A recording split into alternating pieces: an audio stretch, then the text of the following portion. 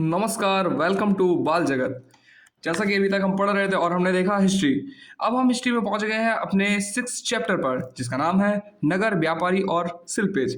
जैसा कि हमने पिछले वाले अध्याय में देखा हुआ था, यानी जो पहले हम लोग लेसन पढ़ रहे थे और हमारा लेसन 5 था, जिसके बारे में हम लोगों ने इमारतों के बारे में पढ़ा था। और उस समय के जो राजा हुआ करते थे वो कैसे उन्होंने इमारतें बनवाई, इस बारे में हमने देखा। कैसे उनकी डिजाइनें वगैरह हुआ करती थी, इस बारे में हमने जाना देखा। अब हम आगे देखने वाले हैं नगर, व्यापारी और शिल्पीजन। मतलब नगर कैसे होते हैं, व्यापारी कैसे होते हैं और शिल्पीजन कैसे होते हैं। तो नेक्स्ट हम देखते हैं क्या, यहाँ पर एक मध्ययुगीन नगर की यात्रा पर आया कोई व्यापारी उस नगर के बारे में कैसी आकांक्षाएं रखता होगा, ये आप देख रहे हैं। यह इस बात पर निर्भर करता है कि वह नगर किस प्रकार का था। क्या वह एक मंदिर नगर था या एक प्रशासनिक केंद्र, एक वाणिज्यिक शहर, एक पत्तन नगर, अथवा किसी अन्य प्रकार का शहर। या वस्तुतः कई नगर तो एक साथ अनेक प्रकार के थे। वे प्रशासनिक नगर तथा मंदिर नगर होने के साथ साथ वाणिज्यिक कार्यकलापों और शिल्प उत्पादन के केंद्र भी थे। और इसमें हम लोग देखेंगे, ये एक मानचित्र दिया गया है मध्य और दक्षिण भारत में व्यापार और शिल्पकारी उत्पादन के कुछ प्रमुख केंद्र। जैसे कि इन्होंने ये बहुत सारे लगाए, जैसे कि आप देख सकते हैं ये वाला काबुल दिया हुआ है, पे पुष्कर दिया हुआ है, ठीक है, वृंदावन दिया हुआ, अजमेर दिया हुआ है, अहमदाबाद दिया हुआ है मुर्शिदाबाद दिया गया, कलकत्ता दिया गया है, बरार, सोमनाथ, मुंबई, सूरत, ऐसे बहुत सारे क्षेत्र उन्होंने दिए हुए हैं। आगे हम लोग प्रशासनिक केंद्र क्या होते हैं। प्रशासनिक केंद्र, जैसा कि हमने अध्याय 2 में पढ़ा हुआ था, क्या अध्याय 2 में आपने चोल वंश के बारे में पढ़ा। आइए हम अपनी कल्पना के घोड़े पर सवार होकर चोल राजाओं की राजधानी तंजावुर, जैसा कि वह 1000 वर्ष पहले था, मतलब 1000 वर्ष पहले कैसा था, और उसकी करेंगे हम लोग यात्रा। तो क्या है, आतंक का दूसरा नाम बाबू भैया। आगे पढ़ते हैं बढ़िया से। क्या है, वर्ष में 12 महीने बहने वाली कावेरी नदी इस सुंदर नगर के पास बहती थी। कहाँ, तंजावुर की बात हो रही है। अब आप ऐसा सोचिए कि आप 1000 वर्ष पहले हैं उस एरिया पे जिसकी हम लोग अब बात करने वाले हैं ना। राजा राजराज चोल द्वारा निर्मित राजराजेश्वर मंदिर की घंटियां बजती हुई सुनाई देती हैं। लोग नगर के वास्तुकार कुंजर मल्लन राजराज पेरुथच्चर की वास्तुकला की प्रशंसा करते हुए नहीं थकते हैं। हमें वास्तुकार का नाम इसलिए पता है क्योंकि उसने गर्व से अपने नाम को मंदिर की दीवार पर उत्कीर्ण किया। मंदिर के भीतर एक विशाल शिवलिंग स्थापित है। इस मंदिर के अलावा नगर में अनेक राजमहल हैं, जिनमें कई मंडप बने, है ना। राजा लोग इन मंडपों में अपना दरबार लगाते हैं। यहीं से वे अपने अधीनस्थों के लिए आदेश जारी करते हैं। नगर में सैन्य शिविर भी बने हैं। सैन्य शिविर मतलब जहाँ पर सेनाएं रुकती हैं, उनको बोलते हैं सैन्य शिविर। नगर उन बाजारों की हलचल से भरा हुआ है जहाँ अनाज, मसालों, कपड़ों और आभूषणों की बिक्री हो रही है। नगरों के लिए जल की आपूर्ति कुओं और तालाबों से होती है। मतलब उस समय अगर देखा जाए तो जो कुएं हैं और तालाब है उससे पानी मिलता था, उसमें नल नहीं होता, तो सारी जल जल की आपूर्ति कुओं और तालाबों से होती है। तंजावुर और उसके निकटवर्ती नगर उरैयूर के सालिये बुनकर मंदिर के उत्सव के लिए झंडे झंडियां बनाने का कपड़ा, राजा और अभिजात वर्ग के लिए बढ़िया सूती वस्त्र और जनसाधारण के लिए मोटा सूती वस्त्र तैयार करते रहे हैं। यहाँ से कुछ दूरी पर स्वामी मलाई में स्थापित अथवा मूर्तिकार उत्तम कांस्य मूर्तियां तथा लंबी सुंदर घंटा धातु की दीप बना रहे हैं। अब हम लोग देखते हैं इसमें क्या, मंदिर नगर और तीर्थ केंद्र। क्या है मंदिर नगर और तीर्थ केंद्र, जैसा कि आपने देखा तंजावुर एक मंदिर नगर का भी उदाहरण है। मंदिर नगर नगरीकरण का एक अत्यंत महत्वपूर्ण प्रतिरूप प्रस्तुत करते हैं। नगरीकरण नगरों के विकास की प्रक्रिया है। मतलब नगरीकरण किसको बोलते हैं, नगरीकरण नगरों के विकास की प्रक्रिया को नगरीकरण बोलते हैं। मंदिर अक्सर समाज और अर्थव्यवस्था दोनों के लिए ही अत्यंत महत्वपूर्ण होते हैं। शासक विभिन्न देवी देवताओं के प्रति अपना भक्ति भाव दर्शाने के लिए मंदिर बनाते थे। वे मंदिरों को भूमि एवं धन अनुदान में देते थे, जिनकी आय से धार्मिक अनुष्ठान विधि विधान से संपन्न किए जाते थे। तीर्थयात्रियों तथा पुरोहित पंडितों को भोजन कराया जाता था और पर्वोत्सव मनाए जाते थे। मंदिरों के दर्शनार्थी भी दान दक्षिणा दिया करते थे। मतलब अगर देखा जाए अभी जो चल रहा है, ऐसा पहले भी चलता था। बस इतना था कि उस समय जो साधन इतने अल्ट्रा लेवल के साधन नहीं थे जैसे कि अभी हम लोगों के पास साधन है। अब जैसा कि आप देख सकते हैं, ये है कांशा, घंटा धातु और लुप्त मोम तकनीक। मतलब ये एक ऐसी तकनीक है जिसके बारे में हम लोग पढ़ रहे हैं। क्या है? कांशा एक मिश्र धातु होती है। क्या होती है? मिश्र धातु होती है, जो तांबे और रांगे यानी टीन के मेल से बनती है। यानी तांबा और रांगे को साथ में मिला के बनाते हैं। घंटा धातु में रांगे का अनुपात किसी भी अन्य किस्म के कांसे से अधिक होता है। यह घंटे जैसी ध्वनि उत्पन्न करती है। चोल कालीन कांस्य मूर्तियां, जो कि हमने अध्याय 2 में देखा था, लुप्त मोम यानी वो लुप्त मोम उसको बोलते हैं, तकनीक से बनाई जाती थी। इस प्रविधि के अंतर्गत सर्वप्रथम मोम की एक प्रतिमा बनाई जाती थी, जिसे चिकनी मिट्टी से पूरी तरह लीप कर सूखने के लिए छोड़ दिया जाता था। जब वह पूरी तरह सूख जाती थी तो हम उसे गर्म किया जाता था और उसके मिट्टी के आवरण में एक छोटा सा छेद बनाकर उस छेद के रास्ते सारा पिघला हुआ मोम बाहर निकाल लिया जाता था। फिर चिकनी मिट्टी के खाली सांचे में उसे छेद के रास्ते पिघली हुई धातु भर दी जाती थी।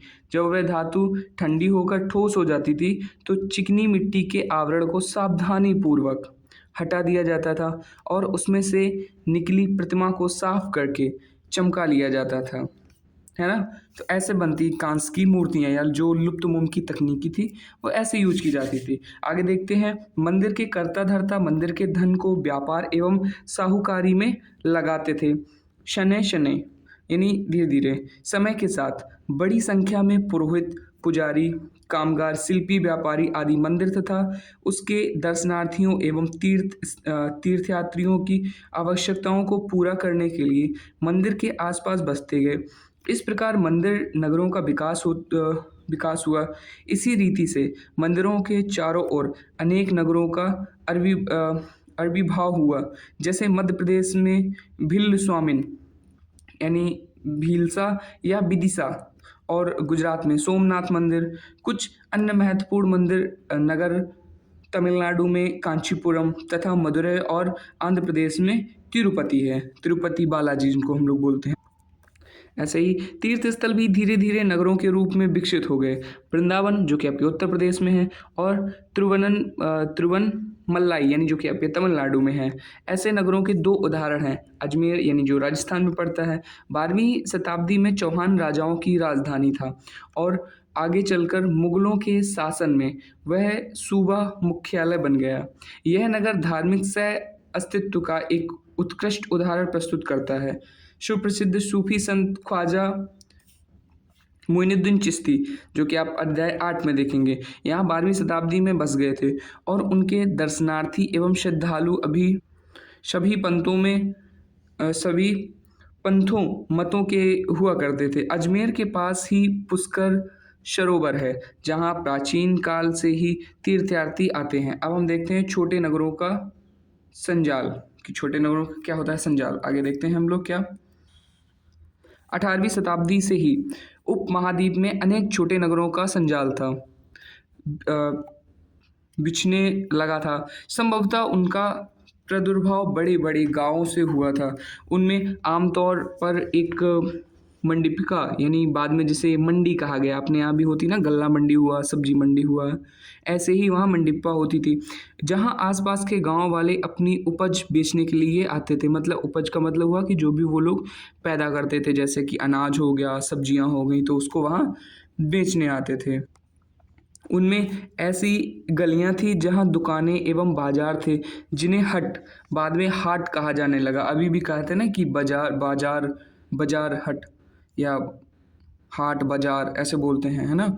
तो उस समय वो बहुत पुराना शब्द है ये हट, जिसको लिखा गया हाट कहा जाता था। इसके अलावा भिन्न भिन्न प्रकार के कारीगरों तथा शिल्पियों जैसे कुम्हारों, तेलियों, शक्कर बनाने वालों और ताड़ी बनाने वालों, ये ताड़ी एक पेय पदार्थ होता है, और शक्कर यानी चीनी आप जानते ही हैं ना, है ना। और कुम्हार जो कि आपने देखा होगा घड़े वगैरह मटके वगैरह बनाते हैं वो।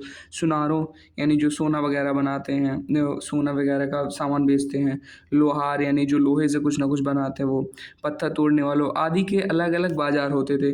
कुछ व्यापारी तो नगर में स्थायी रूप से बसकर अपना कारोबार करते थे, जबकि कुछ अन्य व्यापारी नगर नगर घूमकर क्रय विक्रय किया करते थे। आसपास और दूर दराज के व्यापारी इन नगरों में स्थानीय उपज खरीदने और दूरवर्ती स्थानों के उत्पाद जैसे घोड़े, नमक, कपूर, केसर, पान, सुपारी और काली मिर्च जैसे मसाले बेचने के लिए भी आते थे।